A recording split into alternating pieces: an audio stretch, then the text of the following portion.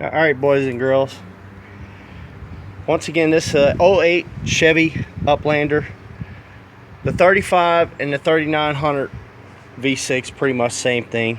Just one has more horsepower than the other. And it's probably got a different stroke or something. Pretty much the same thing. Your water pump is right down there.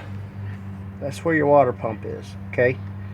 Now before you take that belt off, you want to get all those screws out. Then you take the belt off. And just remember where your belt goes, guys, because you'll be here all day trying to figure it out. And there's usually a chart here somewhere. I'm sure it's somewhere around here. There's usually a chart that shows you. But you got to take all this out. Once you get all that out, then you got access to the motor right there. So now I got to take that off. So when I take that there, when I take all that there off, then I'll show you what else you're going to be looking at. Hang in there for the next video.